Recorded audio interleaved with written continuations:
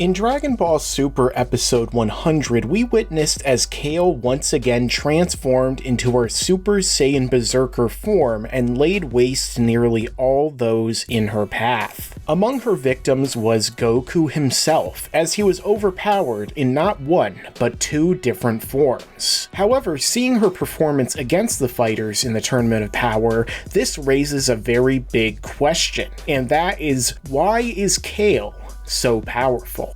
Make sure to subscribe to this channel and enable notifications so you could see all of my content right away when it comes out.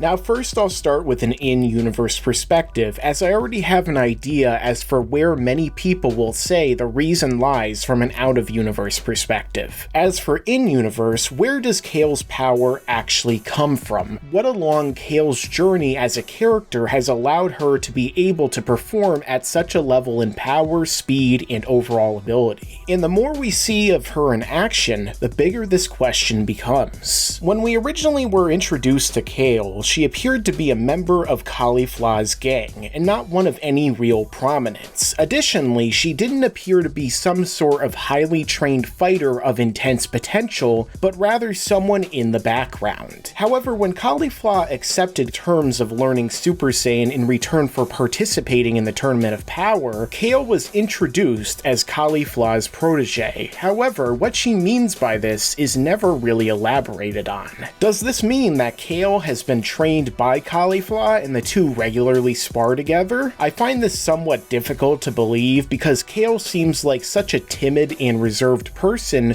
who never seems to raise her voice or have any real confidence in her abilities when Kaba was training her. She was also incapable of becoming a Super Saiyan the same way as Caulifla. When Kaba tried to make Kale transform out of rage, she instead began to cry, which is an atypical response for a Saiyan. And Caulifla said that she was trying to give Kale confidence by making her transform into a Super Saiyan, so this isn't really favorable toward the two of them training together on a consistent basis. Maybe it has to do with how the Universe 6 Saiyans have evolved as a race.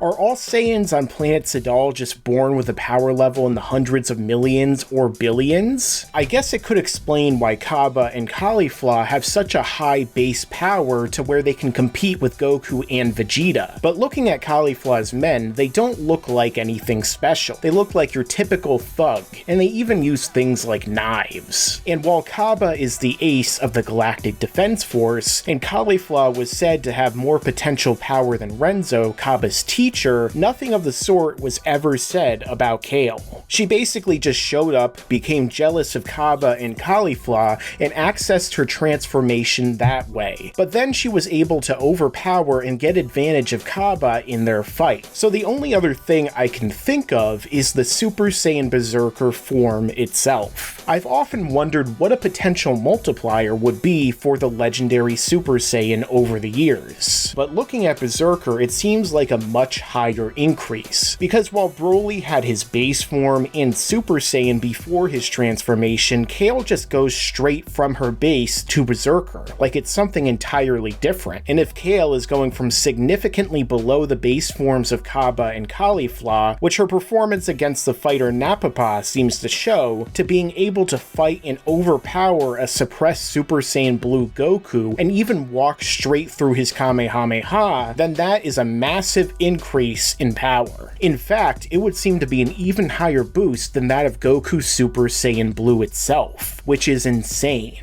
So in universe, it's likely one of these possibilities. Either she trained with Caulifla, has a major untapped potential, or her Berserker form is one of the biggest increases we've seen yet in a transformation. But out of universe, it's really just plot power, like with Caulifla, but turned up to 11. Kale is introduced as a timid character, and a few episodes later she turns into a hulking rage monster who can smack around Goku with little explanation. In the end, she was likely built up in the tournament just so Jiren could look even better knocking her down and hype up his fight with Goku. Super's power scaling is uneven at best, and often sacrifices logic and common sense for the sake of the plot. But I think that's something more and more fans have picked up on in these last two arcs, and looking at Kale, it may very well just be here to stay. Yeah, and you better subscribe, enable those damn notifications.